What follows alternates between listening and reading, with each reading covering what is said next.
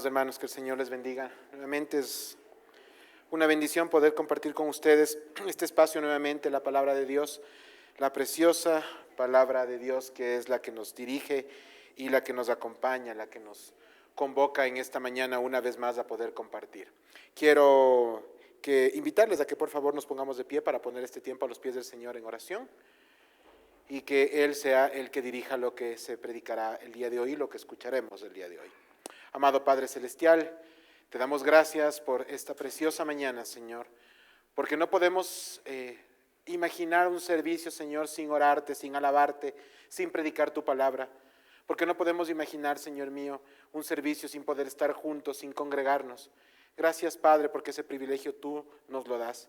Bendice, por favor, a cada uno de estos hermanos, a quienes verán también esta grabación después, Señor, que tu palabra cale profundo en nuestros corazones y que nos debemos aquello que tú tienes, Señor, para nosotros hoy, que lo podamos poner por obra, que lo podamos vivir, que lo podamos compartir. En Cristo Jesús ponemos a tus pies este tiempo. Amén y amén. Tomen asiento, por favor. Amados hermanos, Dios bendiga esta mañana y este tiempo. Hablándonos por medio de la palabra de Dios, ciertamente es un privilegio el poder escucharla, el poder entenderla, y es la forma en la que Dios nos habla a nosotros en este tiempo, por medio del poder del Espíritu Santo en nuestros corazones, y ese desafío que nos pone de seguir sus pasos en todos los ámbitos de nuestra vida. En la actualidad, amados hermanos, para poner una pequeña introducción en esto, mucho se habla de la palabra inclusión como una estrategia del mundo para fomentar la igualdad de los derechos de la humanidad. Todos hemos escuchado esta palabrita en diferentes espacios, momentos y circunstancias. Lo cierto, amados hermanos, es que lastimosamente, como todo lo relacionado con el mundo, todo lo que topa el mundo se daña, esto no es la excepción. El sentido aparentemente noble de esta postura se ha ido tergiversando al punto de volver algo socialmente tolerable para pasar a los abusos e incluso a las aberraciones. Sí, hermanos, la zoofilia, la pedofilia y toda clase de barbaridades desagradables a los ojos de Dios buscan no solamente ser socialmente aceptables, sino hasta legales. ¿Qué situación tan complicada vive este mundo, amados hermanos? Y esto que parece tan lejano, no lo es, sin ir más lejos. Es de su conocimiento y es de dominio público que hace pocos días se pretendió presentar un proyecto de ley en la Asamblea Nacional que buscaba legalizar las relaciones sexuales de jóvenes, de niños de 14 años con personas adultas. ¡Qué horror y qué barbaridad vive este mundo! Las relaciones sexuales entre personas de esa edad, de 14 años, sin que lleguen a los 18, con cualquier persona adulta, hermanos, es una violación, no importa cómo se lo llame. Amados hermanos, qué situación tan complicada, y gracias a Dios, gracias a Él, la verdad salió a la luz.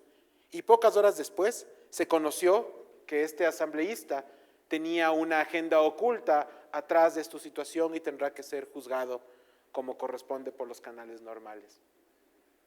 Se conoció también, amados hermanos, que un grupo de gente le apoyaba en semejante situación. Lo triste de esto, hermanos, es que este tipo de cosas han pasado, pasan y seguirán sucediendo en nuestra sociedad. Una sociedad decadente, carente de valores, carente de la presencia de Dios en los hogares, en las familias, carente de conocer cuál es la voluntad de Dios para todos nosotros.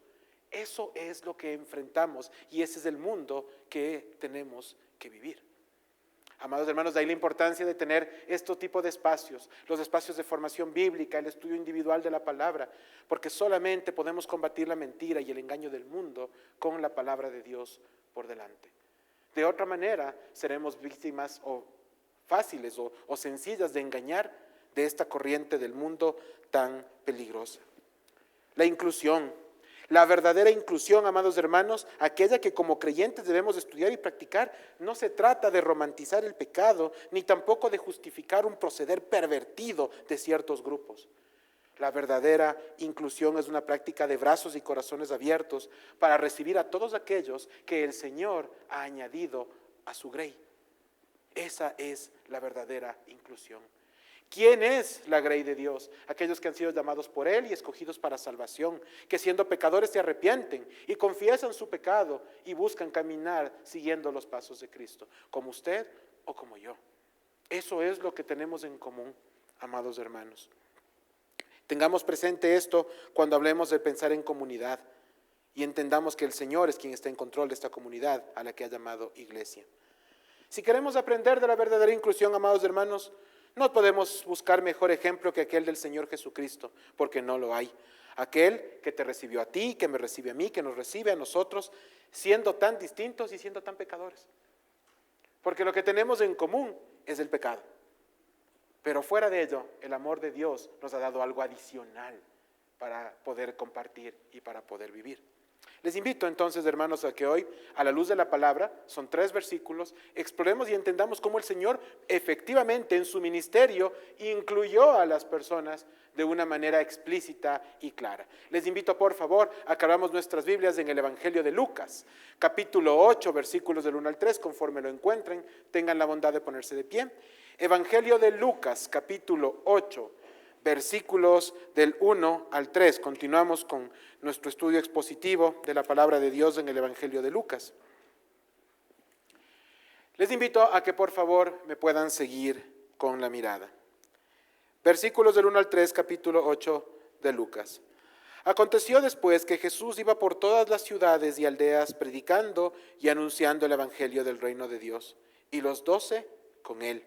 Y algunas mujeres que habían sido sanadas de espíritus malos y de enfermedades. María, que se llamaba Magdalena, de la que había salido 7 demonios. Juana, mujer de Chuza, intendente de Herodes, y Susana, y otras muchas que le servían de sus bienes. Amén. Tomen asiento, por favor. Para entrar en materia, al finalizar el capítulo 7 del Evangelio de Lucas, dejamos al Señor confrontando fuertemente a Simón el fariseo. ¿Recuerdan? Eso lo vimos la semana anterior. Confrontándole a él y a la gente que estaba con él por la forma tan deliberada en la que juzgaron a una persona, a una mujer pecadora, ¿sí? A una mujer que llegó arrepentida a pedir perdón, buscando el abrazo del Padre, experimentando un arrepentimiento genuino. ¿Y por qué sabemos que el arrepentimiento era genuino? Porque el Señor Jesucristo le perdonó. Y tal vez nosotros, de hecho, nosotros no podemos ver corazones, los fariseos de aquel tiempo tampoco, y el grupo que estaba con él no lo hacían, pero Jesús sí. Él sabía el corazón de esta mujer, como les dijimos la semana anterior, cuyo pecado desconocemos, cuyas circunstancias anteriores desconocemos, pero el Señor Jesucristo tuvo palabras de perdón para ella. Y aún cuando Él escuchaba los corazones de los demás juzgando, no se refirió a ellos en sus últimas palabras de esa porción, sino que se refirió a aquella mujer y le dijo: tus pecados te son perdonados. Que son pocas palabras, pero de enorme repercusión en la vida de una persona. Porque cada uno de los que estamos aquí hoy hemos escuchado nuestro nombre seguido de esas palabras, porque el Señor nos ha perdonado multitud de pecados. Qué lindo, hermanos, es encontrarnos con esto. Y vamos ahora a poner atención a algunos detalles que vienen después, acontecidos en la narración de los versículos del 1 al 3 del capítulo 8, que nos van a ayudar a entender mejor no solamente la razón por la que fueron escritos, sino fundamentalmente por el mensaje que Dios tiene para nosotros por medio de ellos. No nos equivoquemos, a veces pensamos que las porciones cortas no tienen demasiado que enseñarnos. Ciertamente eso no es así. En la palabra de Dios siempre hay abundante carne, siempre hay mucho que aprender, que masticar, siempre hay mucho que poner en práctica. Les invito a que hoy estemos muy abiertos a que el Espíritu Santo nos dirija en este periplo. Versículo número 1.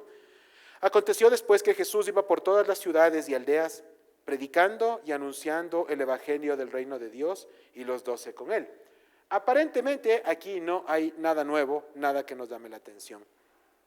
Pero vamos a ver algunos detallitos importantes, ¿no es cierto? El cambio de capítulo del 7 al 8 parece que nos lleva a una nueva gira del Señor Jesucristo en temas de predicación, ¿sí? El Señor visitaba poblaciones, aldeas, localidades en donde efectivamente predicaba la palabra, ¿sí?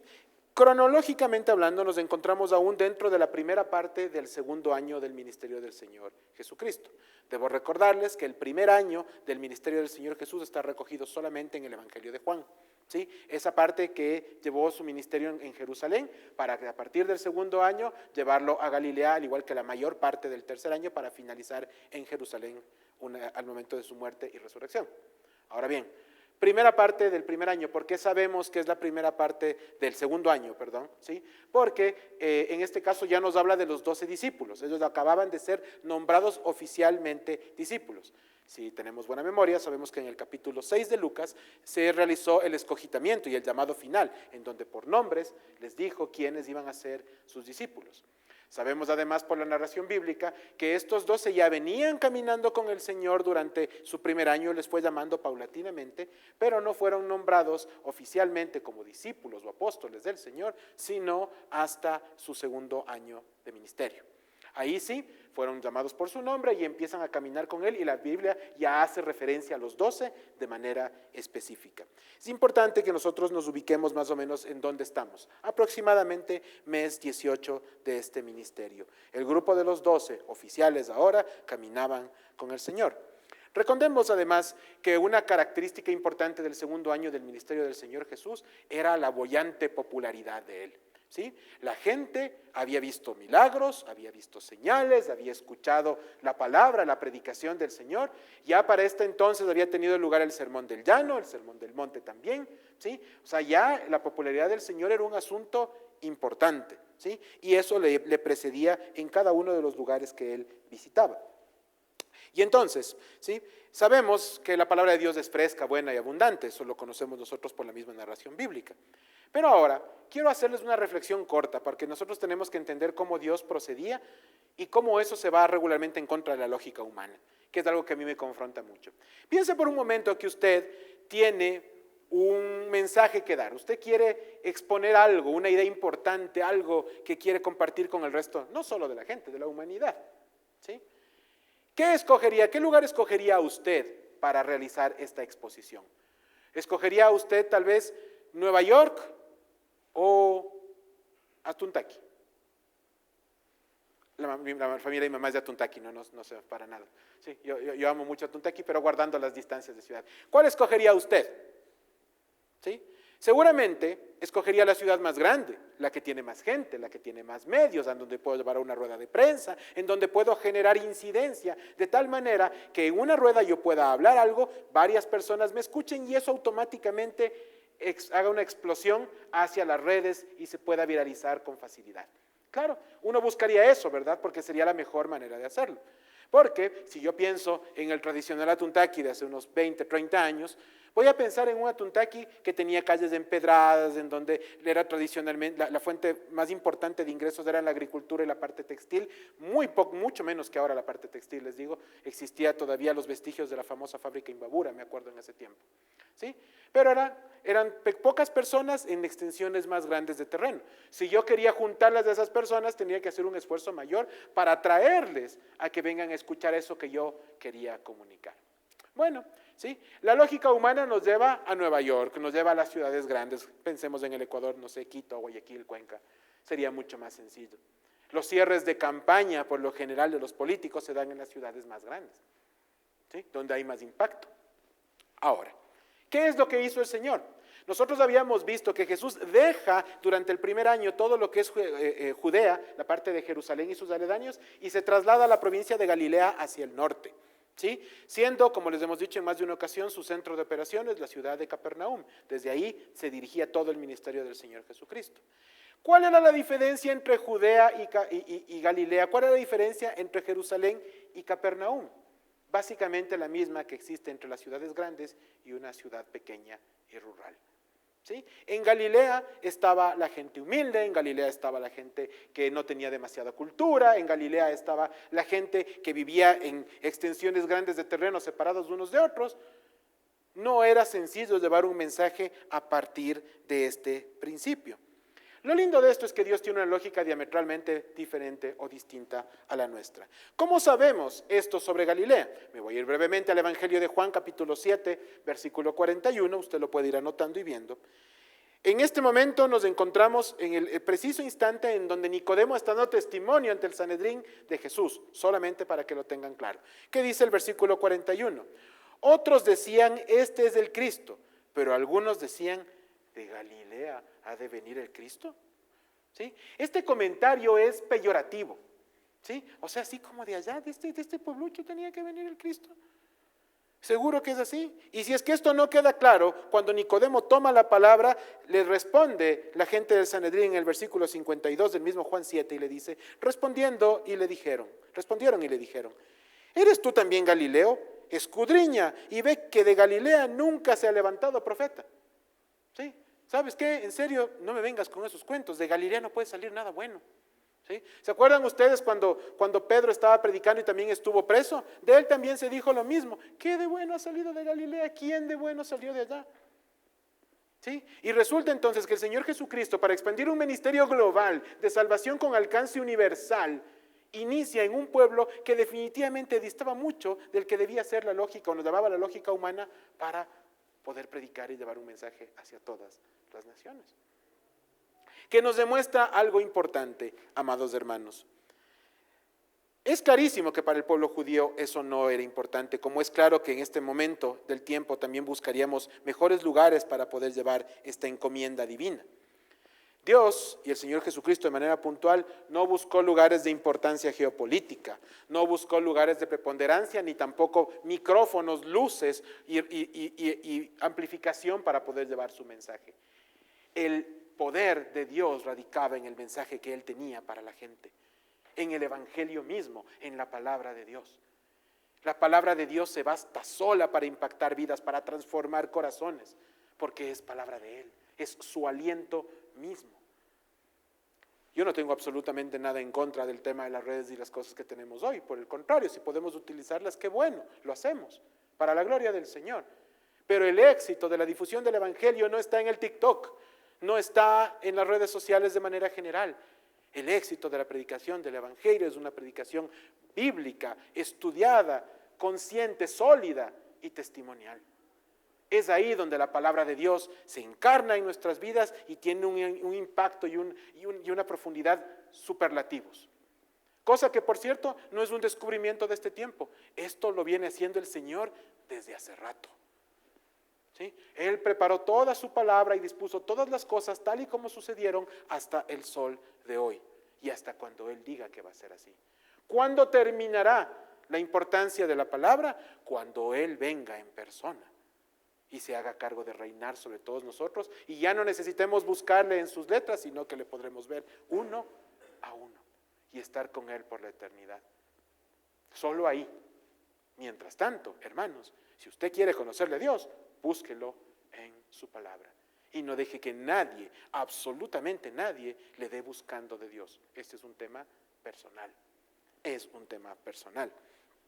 Finalmente, sobre este primer versículo es importante además señalar que la Biblia nos habla de la presencia de los 12 y a eso y a quienes le acompañaban nos vamos a referir ahora. Vamos 2 líneas más abajo, versículos 2 y 3 de Lucas 8. Y algunas mujeres que habían sido sanadas de espíritus malos y de enfermedades, María, que se llamaba Magdalena, de la que habían salido 7 demonios, Juana, mujer de Chuza, intendente de Herodes, y Susana, y otras muchas que le servían de sus bienes. En aquel entonces, amados hermanos, el rol de las mujeres era de poca influencia en la sociedad, y definitivamente, si es que estaba buscando el Señor Jesucristo, ¿sí? O si buscaba alguien buscara humanamente, no el Señor. Si alguien buscara humanamente en aquel tiempo llegar o impactar a más personas, ocuparía un equipo de tantos hombres como sea posible, no regresaban a ver a las mujeres, lo cual es una locura. Sin embargo, esa era la corriente, la sociedad, la circunstancia de aquel momento del tiempo. ¿Qué es lo llamativo? Que el Señor Jesucristo no sigue ningún estándar lógico del mundo, sino que deja totalmente a un lado eso y llama a mujeres para que le acompañen. Y esto es muy interesante porque el Señor Jesucristo nos está mostrando cómo el Evangelio no se trata de quién o de cómo o de qué haya hecho. El Evangelio siempre es para las personas. El Señor Jesucristo trajo luz, trajo verdad, trajo doctrina sana, por supuesto que sí. Él vino a traer todo eso, pero vino por la gente, vino por usted y vino por mí.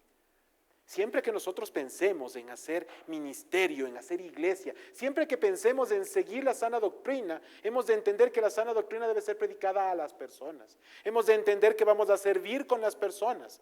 Hemos de entender que vamos a vivir con las personas. Ningún cristiano ha sido llamado a salvación para aislarse del mundo, sino para que viviendo ahí podamos llevar un mensaje de luz, de verdad, el mensaje de Cristo.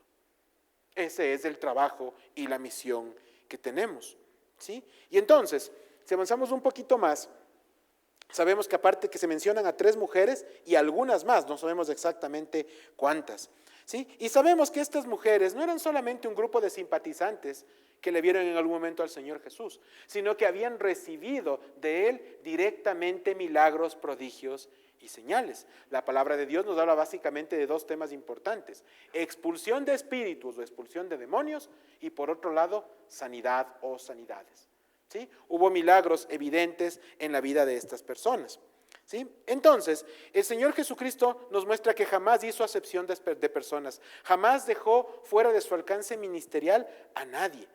Su amor por las personas se convirtió en una impronta y un sello distintivo de su obra. Lo vemos actuando en judíos, lo vemos actuando en romanos, lo vemos actuando en hombres, en mujeres, en niños, en adultos mayores, en viudas. En términos generales, en toda clase de pecador. ¿Sí? Porque los pecadores somos todos, pero tenemos diferentes características. Qué importante es esto, amados hermanos, en un momento, en un tiempo en donde el ejemplo del Señor se constituye en una motivación testimonial para nosotros. Aquí, hoy en día, para que estemos siempre atentos a recibir a todos aquellos que cruzando esa puerta nos visitan y llegan a la iglesia, llegan a este templo y deben encontrar corazones y personas de brazos abiertos, ¿sí? Hermanos que estén dispuestos a recibir a los demás con un abrazo santo, con una preocupación genuina, anhelando practicar el amor de Dios con esas personas, así como Dios lo practicó con nosotros, ¿sí? Ustedes deben haber visto, llegan diferentes personas, llegan en diferentes momentos. Hermanos, ¿cuántos de nosotros les hemos dado la bienvenida a alguien que nos visita por primera vez? Y está muy bien que lo recibamos como comunidad, pero estaría mejor si nos acercamos después y les damos un abrazo y les damos la bienvenida y les hacemos sentir así como en algún momento alguien nos hizo sentir a nosotros, y por eso estamos aquí. Eso es importante, amados hermanos. El versículo 2 prosigue para darnos una descripción breve de quienes se menciona por nombre. Básicamente 2 de 3, lo vamos a ver ahora. María, la llamada Magdalena. ¿Por qué se llamaba Magdalena? ¿Por qué le decían la Magdalena? Pues básicamente porque era oriunda de la localidad de Magdala, ¿sí? No es porque haya sido su nombre, ¿no? Sino que digamos que era Sebastián el Quiteño, por decir algo, ¿verdad? ¿Sí? En este caso se llamaba así y claro, luego se asumió como un nombre propio como tal, María, la que llamaban Magdalena, ¿sí? Y es que había que diferenciar a las Marías porque María era un nombre muy popular de ese tiempo, ¿verdad? ¿Sí? Estaba María la hermana de Jesús, la madre de Jesús, estaba María Magdalena, había otro par de Marías más por ahí también, así como vimos la semana anterior que Simón era un nombre muy común dentro de los varones de aquel tiempo, ¿sí? Entonces hablamos de Simón el curtidor, hablamos de Simón Pedro, hablamos de Simón el fariseo, y esta característica venía después del nombre, nos ayudó a ubicar quién era la persona, ¿verdad? ¿Sí? Existen nombres populares de acuerdo a la temporada, ¿no es cierto? En nuestros tiempos también hay nombres que se han vuelto unos más populares que otros, ¿verdad? Y ustedes saben, varios de ustedes comparten sus nombres aquí, ¿sí? Entonces eso es muy común, pero nosotros tenemos un apellido, nosotros tenemos un primero o segundo nombre, entonces la cosa como que se hace un poquito más sencilla, ¿sí? Lo cual es bueno para poder diferenciarse unos de otros, ¿verdad? Entonces, en este sentido, vamos a hablar de una María Magdalena de quien se nos dice que en la porción bíblica que no fue liberada de un demonio, ni de 2, de 7, ¿sí? Es un tema extremadamente llamativo, 7 demonios. Esta no es una prédica que se va a enfocar en asuntos de demonología, ¿sí? Como tal, solo quiero mencionar algo brevemente, ¿sí? ¿Y por qué tengo que mencionarlo? Porque es importante desmitificar algunas cosas. Hay personas que creen que las posesiones demoníacas no existen. La palabra de Dios dice que sí existen, ¿sí? Primer tema. Pero no es algo que nos debe llamar a ser objeto o objetar miedo o temor, no. ¿Por qué? Porque los hijos de Dios, los creyentes en Cristo, no pueden ser posesos por ningún tipo de entidad espiritual. ¿Por qué les puedo decir esto con tremenda seguridad? Porque en el creyente mora el Espíritu Santo. Y la palabra de Dios nos dice que no hay comunión entre la luz y las tinieblas. Por lo tanto, el Espíritu Santo no puede coexistir con algo que no provenga de Dios mismo. ¿Sí? Así que usted, mi querido hermano y hermana cristiana, tranquilos. Tranquilos. ¿Sí? No pasa nada con nosotros. Diferente a con el mundo, ¿verdad? Porque en el mundo, en la gente que no tiene al Espíritu Santo, que no es creyente, la situación es distinta. ¿Siguen presentándose? Dicen que sí. En algún momento podemos conversar coloquialmente este tema, no me voy a referir hoy a eso, pero sí tengamos claro que la narración bíblica nos dice que pasaba y entendemos que sigue sucediendo en este tiempo. ¿Sí? María, la que llamaban Magdalena, no creía en el Señor Jesucristo, ni mucho menos conocía de Dios verdaderamente cuando fue posesa. Tuvo que recibir la sanidad del mismo Señor y la expulsión de los demonios para entender entonces quién era su Señor y quién era Cristo. Ella no lo sabía, pero su cuerpo había pasado a ser templo del Espíritu Santo como el suyo y el mío. ¿Sí? Ella no lo entendía, no lo sabía, pero pasaba. Hoy nosotros lo sabemos y lo entendemos. De ahí la responsabilidad de comportarnos como le corresponde o como o estamos llamados a hacerlo como creyentes. ¿Sí? Y caminar en el Espíritu no es algo esotérico, significa caminar firmemente en una relación con el Señor, una relación en la que la palabra es mi alimento permanente para poder enfrentar el diario vivir. No sé ustedes, pero la semana pasada fue una semana terrible para mí, con muchísima carga de mucho color, sabor y olor. Y así la tenemos todos en diferentes momentos. Pero no me va a dejar usted mentir que una cosa es enfrentar una semana difícil con Dios y otra hacerla sin Él. ¿Sí? Y entonces aquí estamos, por su gracia, por su amor y por su misericordia. Sí, sobrevivimos una semana más y lo haremos siempre porque Dios está con nosotros. Y cuando ya nos llegue el momento para sobrevivir a más semanas, no pasa nada. Diremos lo mismo que decía Pablo: para mí el vivir es Cristo y el morir ganancia. Porque si vivo le sirvo a Él y si muero me voy con Él. Así que no sé qué escoger. ¿Qué será mejor? Esa frase cortita debe ser el emblema de todo creyente. Estar siempre listos. Mientras esté aquí, le sirvo y doy gloria a Dios. Y cuando me vaya, le daré gloria por la eternidad. Nada más. Ese solo pensamiento ayuda a sobrellevar y enfrentar toda una serie de cargas y situaciones personales, laborales, emocionales o las que sea que usted esté llevando en su vida. No le digo que las cosas vayan a ser fáciles, pero sí le digo que la palabra de Dios dice que Él nos va a acompañar. Y entonces, en medio de esa dificultad, nos encontramos con una María liberada. Qué situación tan bonita, ¿verdad? De ella se dicen algunas cosas, está mencionada en otras porciones bíblicas. Algunos dicen y creen que también era prostituta. Aquí les encantaba ese asunto, ¿verdad? O sea, toda mujer pecadora era prostituta, dicen este tema, ¿verdad? Estemos claros, no hay evidencia bíblica certera de que María, la que llamaban Magdalena, haya sido prostituta verdaderamente. Se cree, se supone, algunos tienen algunos elementos, pero a ciencia cierta no se sabe. Y la verdad es irrelevante lo que haya hecho con su vida. Lo que importa es lo que Dios hizo en ella. ¿Sí? Y en ese punto tenemos que enfocarnos todos, porque los seres humanos tendemos a quedarnos en lo que la persona hizo y no en lo que Dios puede hacer en nosotros. Y ese molde hay que romperlo, hermanos. Hay que romperlo ruidosamente, porque realmente lo que importa en la vida es lo que Dios hace en nosotros y lo que puede hacer por medio de nosotros. Nada más. El resto es historia. Voy una leña más abajo, Juana. ¿Qué se nos dice de Juana? Se nos dice que es la esposa de Chuza, y Chuza era el intendente de Herodes. Esto es interesante, ¿verdad? ¿Qué significa el intendente? Es el administrador. ¿Sí? ¿Qué significa el administrador? En las personas que tenían demasiado poder e influencia política de ese tiempo, tenían una persona que les ayudaba a administrar las cosas de su casa, de sus negocios y demás. Es decir, era una persona que recogía dos temas: confianza y autoridad. ¿Sí? Fíjense ustedes, nos dicen que era la esposa de quien tenía la confianza y autoridad de Herodes, y nosotros sabemos quién fue Herodes, ¿verdad? ¿Sí? El Herodes de este tiempo, el Herodes que recibió al Señor Jesucristo poco antes de ser entregado y no le quiso juzgar y le volvió a llevar para el otro lado, que le recibió por morbo y no por otra cosa. ¿Sí? Además venía de un linaje un poquito más extenso de Herodes que ya vivieron antes que él.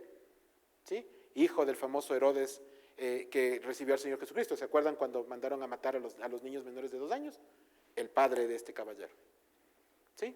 Entonces, en esta línea vemos esto. ¿Cómo puede ser que la esposa de un hombre de tanta autoridad, tan cercano al poder, sea parte de las mujeres que seguían y servían en el ministerio del Señor Jesucristo? ¡Qué locura! Para nosotros. Para Dios no es locura. Les dije hace 2 minutos que Dios no hace acepción de personas. Y en ese mismo espacio estaba una mujer humilde que había sido posesa por 7 entidades y liberada por el Señor Jesucristo, y la esposa de un administrador al servicio del Imperio Romano. Juntos en el mismo grupo, con un denominador común: servirle al Hijo de Dios y servir en su ministerio. Eso es lo que importaba, y eso es y es al final lo único que importa. Nada más importa. ¿Cuál haya sido su cuna, las circunstancias, con quién se casó, en dónde vive? Irrelevante. Irrelevante. Hermanos, enfoquémonos en la obra de Dios. Enfoquémonos en Él, veámosle a Él, busquémosle a Él en medio de sus escrituras, en medio de lo que nos permite vivir. Veamos cómo se manifiesta Él en nuestras vidas. Dejemos de poner nuestra mirada en la gente para fijarnos en lo que Él hace. La palabra de Dios, hermanos, nos habla de una infinidad de nombres y testimonios, de todo color, sabor y olor, pero no se trata de ellos. La Biblia siempre se trató de Dios revelándose a su pueblo. Por eso, hace 3 semanas les dijimos: no se fije usted en David, no se fije en Salomón, no se fije en Sansón, fíjese en Dios, en lo que Dios hizo en ellos y por medio de ellos. Si la mirada está puesta en donde corresponde, siempre va a ser más fácil entender el mensaje, porque vamos a escuchar a quien se está manifestando, a quien está hablando. ¿Sí? Entonces vemos que las condiciones socioeconómicas que dividen a las personas no dividen a quienes siguen el Evangelio, no dividen a quienes verdaderamente aman al Dios de la obra y a su obra. Por el contrario, liman cualquier aspereza, cualquier distancia, cualquier diferencia en pos de un objetivo común: seguir los pasos del Maestro. De Susana, una línea más abajo, no hay mucho que decir. No se la menciona en ninguna otra porción bíblica, no sabemos sino únicamente su nombre, ¿sí? No se hace referencia a ella en ningún otro lado más. Y lo que sí nos dice en la narración es que con ella venían otro grupo con más mujeres que también estaban ahí. Esto, hermanos, no es otra cosa, o no denota otra cosa que una muestra y ejemplo de humildad del Señor. Y usted me dirá: bueno, ¿y humildad de qué o por qué? Ustedes saben quién es el Señor Jesucristo, el Hijo de Dios, el Todopoderoso. Si Él quería multiplicar el pan, lo hacía. Si multiplicaba los peces y quería hacerlo, lo hacía. No necesitaba de las dádivas, ni de las donaciones, ni del apoyo de nadie. ¿Sí? Cuando Él terminó su periplo de 40 días en el desierto, la narración bíblica dice que después de ser tentado y de superar la tentación, ¿qué pasó? Vinieron ángeles y le servían.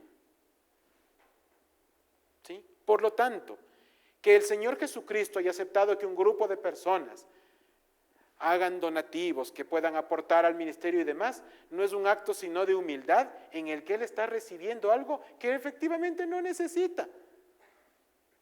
¿Sí? Nos muestra la humildad de alguien que se deja servir de alguien más. En algún momento participé de un almuerzo en la casa de algunos hermanos, en donde uno de los hermanos que estaba siendo invitado, igual que yo, se levantó y se puso a lavar los platos. Y entonces la esposa del dueño de la casa le dijo: no dejes que lave los platos, es un invitado. Y el esposo le dijo a su señora: deja que él tome la bendición de servir a los demás. No le quites, no le prives de la bendición. Si en su corazón está el servir lavando los platos en gratitud por lo que hizo, déjale hacerlo. No seas un obstáculo en algo que Dios ha puesto en el corazón de esta persona. Y eso es una muestra de humildad. Sí, yo podría lavar los platos después, sí, yo tengo una lavadora tal vez, pero no importa eso, sino el corazón y la disposición de la gente. Y eso marca una diferencia. ¿Sí? Ciertamente la marca. Y entonces tenemos que aprender a reflexionar sobre cómo el Señor Jesucristo enseñó a través de su testimonio las cosas para nosotros. En un mundo en donde nos enseñan que tenemos que ser autosuficientes, en donde yo puedo, yo quiero, yo deseo, yo me merezco, el Señor nos dice primero humildad. ¿Sí? Y sí, tú necesitas de los demás, yo necesito de los demás, nos necesitamos los unos a los otros. La comunidad es aprender a entender que necesitamos los unos de los otros y de cómo Dios ha construido un cuerpo precioso llamado iglesia con dones y talentos distintos los unos de los otros y nos ha juntado con un objetivo común. Y no nos llamó a todos a hacer uñas, ni a todos a hacer oídos, ni a todos a hacer ojos, sino que a cada uno le ha llamado algo en especial. Y todas las partes del cuerpo, como bien dice Pablo, son importantes. Nada está sobrando en la creación del Señor en nuestros cuerpos físicos, nada sobra dentro de la iglesia del Señor, su cuerpo.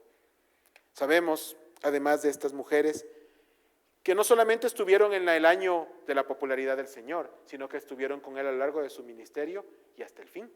¿Sí? Porque esto es algo bonito también. No solamente se pegaron al Señor cuando todo parecía muy bonito.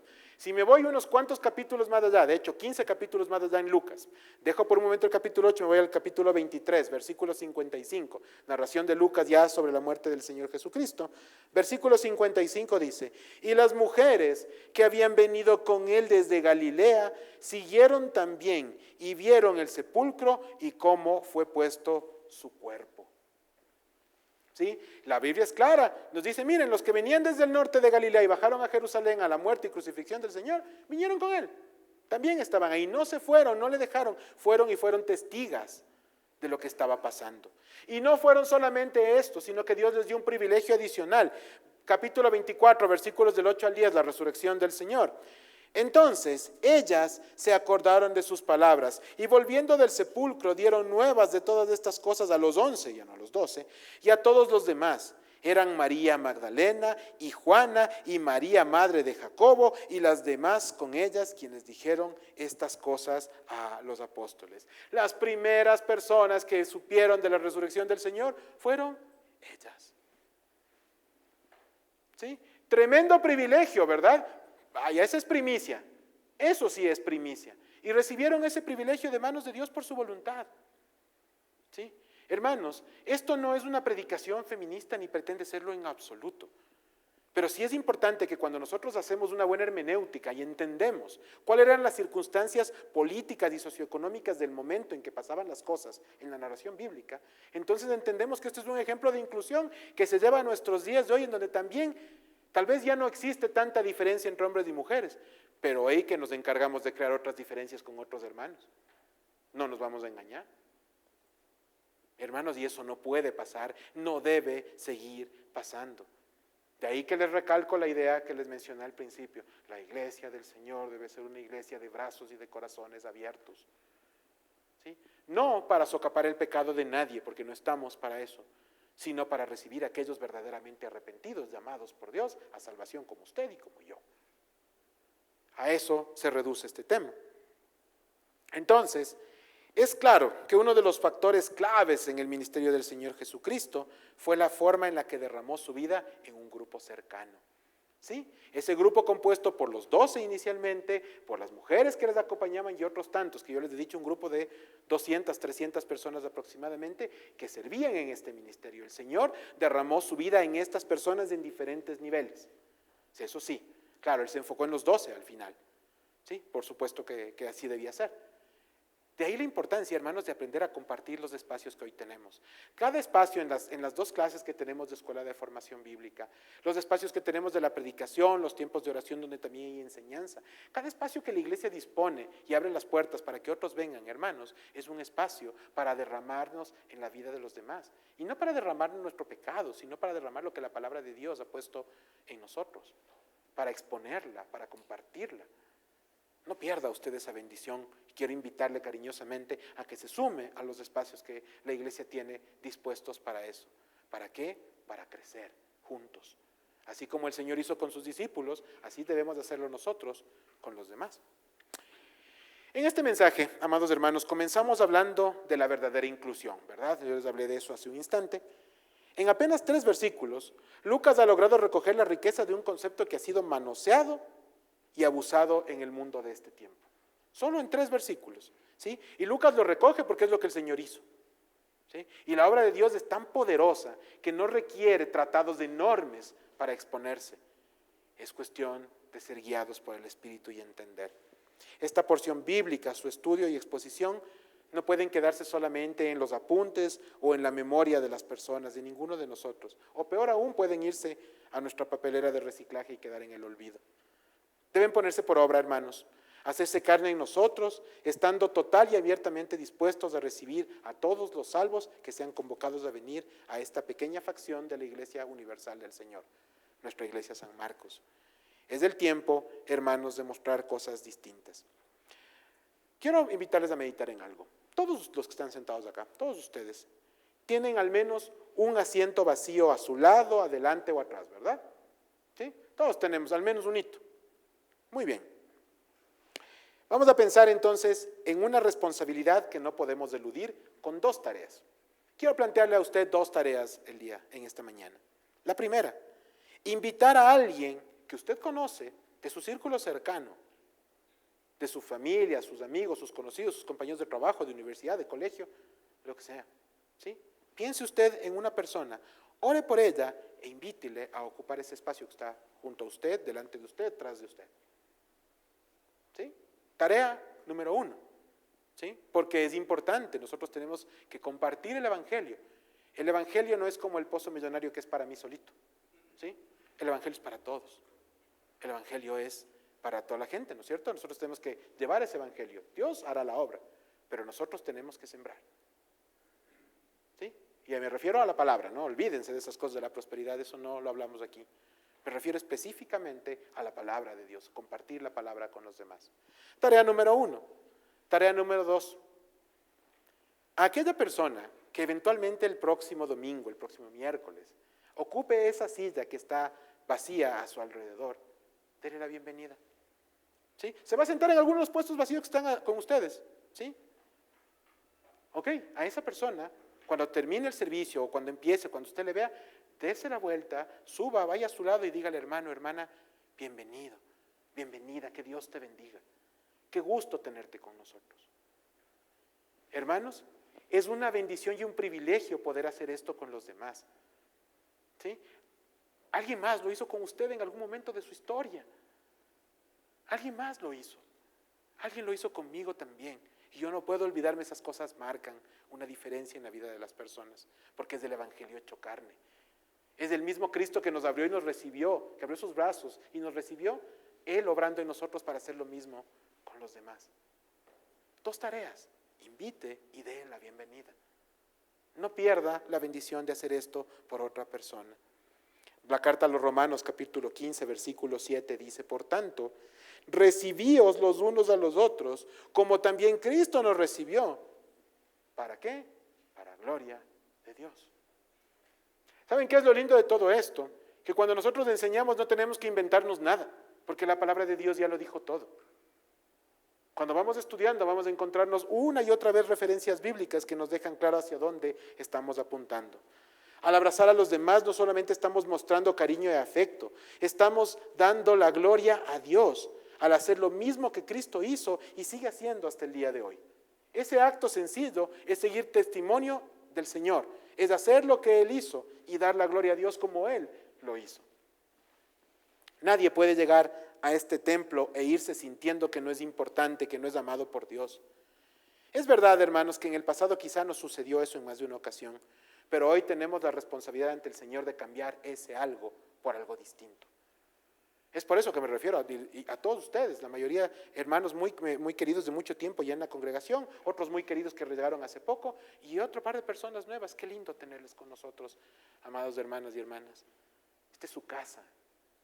Estamos muy contentos de que estén aquí y anhelamos que sigan con nosotros.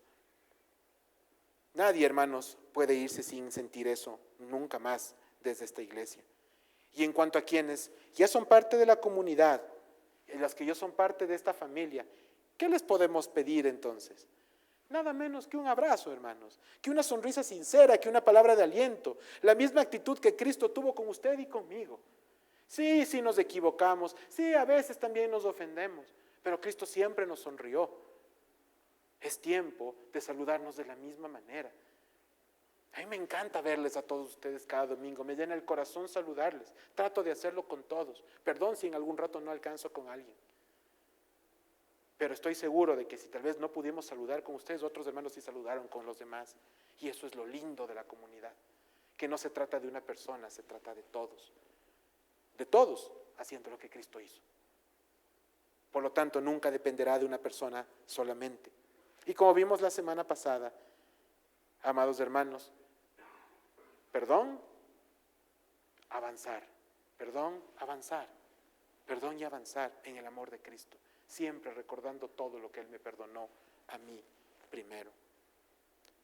Amado hermano, amada hermana, le invito a que no abandone este templo hoy sin haber abrazado al menos uno de sus hermanos en la fe. No se vaya sin hacer eso. No se vaya sin hacerlo, no se vaya sin darle una palabra de aliento, sin desearle que el Señor le bendiga, le dirija. Y en la tarde, en la noche, cuando usted se vaya a dormir, antes de eso, cuando haga su oración de gratitud a Dios por todo lo que hizo, ore por esa persona, ore por esas personas. De gracias a Dios por la vida y pídale que les dirija, que les sustente, que les sostenga. No sabemos por lo que está pasando la persona que está sentada al lado. Y no importa, yo solo quiero orar por esa persona. Y hacer lo que Cristo hizo por los demás, siempre preocupado por las necesidades de cada uno de ellos. Les predicó la verdad con amor. Y es lo que nosotros anhelamos hacer en esta iglesia, seguir ese ejemplo de amor. El día de hoy salgamos transformados, desafiados, animados, a abrir nuestros corazones, nuestros brazos a los demás, a recibirles, a servir junto a ellos, a glorificar a Dios en compañía de esta comunidad. La primera carta de Pedro, capítulo 5, versículo 7 dice, por tanto, recibíos los unos a los otros como también Cristo nos recibió. ¿Sí? Sí. Como les dije hace un instante, ¿sí? Perdón, un segundito, me moví de versículo. Primera de Pedro 5, 7, por favor. Vamos un ratito a la primera carta de Pedro. Vamos un ratito a eso para terminar con este pensamiento nada más y con esta palabra de Dios. Versículo 7. Echando toda vuestra ansiedad, dice, sobre Él, porque Él tiene cuidado de vosotros. Hermanos, toda la carga que tenemos debe descansar en manos del Creador, en manos de Dios. ¿Sí? La carga no es un obstáculo y no debe ser un espacio para decir que nosotros no hemos tenido comunión con los demás por mi carga. Cuando empezamos el servicio en esta mañana en oración con los hermanos de la alabanza y el equipo de siervos, dijimos algo, vamos a entregar todo lo que venimos trayendo hoy y ponerlo a los pies de Cristo y vamos a alabar y vamos a ser ministrados en predicación, en alabanza, en oración, vamos a escuchar lo que nos tiene que decir y vamos a poner por obra lo que nos invita a hacer. ¿Dónde dejamos nuestras cargas? En Cristo, en Él, sin obstáculos, sin pretextos. Hermanos, hay tareas que hacer, que no se presenten pretextos en nuestras vidas, sino el ejemplo de Cristo para hacer las cosas. Es nuestra oración, que Dios transforme nuestras vidas llevándonos a lo que Él es, no a lo que era, porque Cristo vive y reina hoy. Cuando hablamos de Cristo no hablamos del pasado, hablamos del presente, porque Él está reinando en un presente continuo para la gloria de Dios Padre. Hermanos, la tarea y la petición está donde ustedes. La cancha está, más bien ustedes están en su cancha y está de su lado de la cancha. Usted tiene la decisión de seguir lo que Cristo nos enseñó. Oremos para que Él nos dirija en esa empresa. Padre amado, Padre de gloria, gracias por darnos esta preciosa oportunidad de escuchar tu palabra. Gracias, Señor mío, porque hemos sido confrontados en el mismo espíritu a caminar y seguir tus pasos, Señor, como tú lo hiciste, como tú lo viviste. Señor, tú no hiciste nada por conveniencia, tú no hiciste nada para ti mismo, tú no hiciste nada, Señor mío, sin un plan divino y perfecto. Tú lo hiciste todo por amor. Yo te quiero pedir, Señor mío, que ese amor sea el combustible que nos levante, Señor, que nos motive, que nos lleve, que nos transporte hacia hacer tu voluntad. Te pido por cada uno de mis hermanos aquí presentes hoy que se lleva algo, Señor, de tu palabra, de tu ejemplo, Señor. Quiero pedirte, por favor, que encuentren los espacios para que eso se pueda poner por obra. Que hayan, Señor mío, las personas a las que tienen que compartir ese evangelio. Que hayan, Padre Celestial, el amor en ti para poder abrazar a quienes llegan y nos acompañan acá. A los que vienen siempre, a los que vienen por primera vez. Señor, que esta iglesia sea una iglesia de puertas abiertas siempre. Gracias, amado Padre, por la forma en la que ministras nuestras vidas. Y gracias, Señor, porque no nos has dejado solos. Padre Celestial, sabemos que tú tienes un plan para tu iglesia. Queremos buscarte a ti, seguirte a ti, escucharte a ti y ponerlo por obra. Que tu nombre sea glorificado en esta preciosa comunidad. En Cristo Jesús oramos. Amén y amén. Que el Señor les bendiga, hermanos.